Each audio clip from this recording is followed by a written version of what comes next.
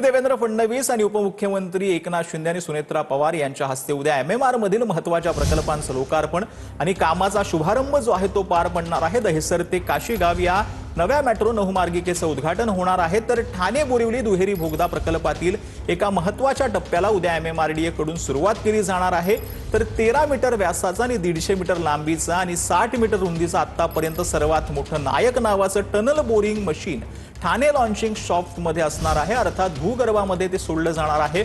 याचबरोबर पॉट टॅक्सीचं भूमिपूजन देखील मुख्यमंत्री आणि उपमुख्यमंत्र्यांच्या हस्ते पार पडणार आहे। दहिसर काशीगाव मेट्रो कशी आहे? मेट्रोमुळे अवघ्या 10 मिनिटात काशीगाव ते दहिसरचा प्रवास शक्य। मीरा भाईंदरमधील नागरिकांची वाहतूक कोंडीतून कायमची सुटका होणार। अवघ्या 10 ते 12 मिनिटात 4.5 किलोमीटर अंतर पार करता येणार। वेळ आणि इंधन वाचणार। मेट्रो मार्गावर दहिसर पूर्व, पांडुरंगवाडी, मीरागाव आणि काशीगाव स्थानकावर थांबा। नवी मेट्रो लाईन 2A आणि लाईन 7 शी जोडल्यामुळे मीरा भाईंदरकरांना थेट अंधेरी बोरिवली पर्यंत प्रवास करता येणार।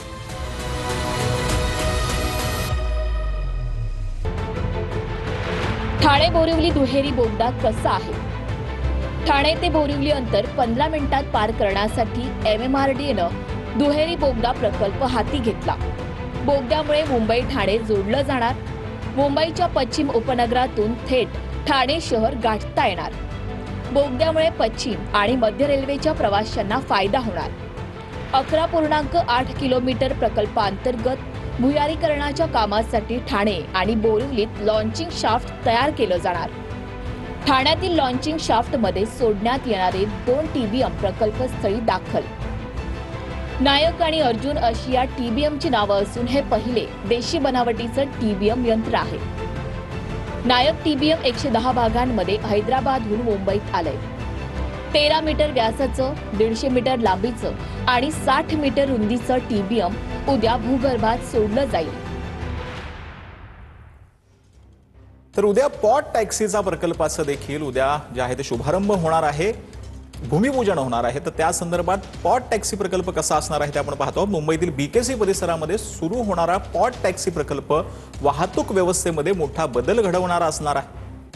एमएमआरडीए कडून पूर्णपणे ड्रायव्हरलेस पॉट टॅक्सी प्रणाली सुरू करण्यावर भर दिला जाणार आहे। या प्रकल्पाची लांबी 8.8 किमी असून 38 स्थानकांचा यात समावेश असणार आहे। एका पॉट टॅक्सीमध्ये 4 ते 6 जण प्रवास करू शकणार आहेत। तर पॉट टॅक्सी सुरू झाल्यानंतर 21 रुपये प्रति किमी भाडं राहण्याची शक्यता आहे। मेट्रो, बस आणि रेल्वेला देखील पॉट टॅक्सी जोडली जाणार असल्याची माहिती आहे। पॉट टॅक्सी प्रकल्पाचा खर्च जवळपास 1000 कोटींपर्यंत जाण्याची शक्यता आहे। पब्लिक प्रायव्हेट पार्टनरशिपद्वारे हा प्रकल्प पूर्ण होईल। तर काही पक्ष प्रतिकात्मक म्हणून जन्माला आलेले आहेत, स्वतःचा मूळ विचार म्हणून जन्माला आले नाहीत।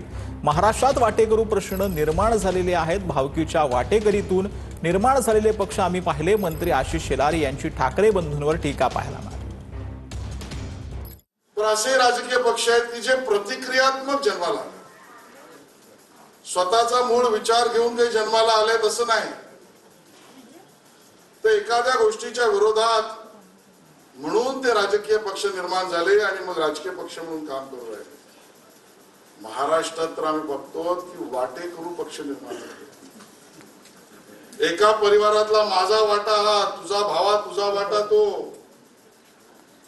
या भावकीच्या वाटेकरीवर निर्माण झालेले पक्ष हे सुद्धा आम्ही पाहिले।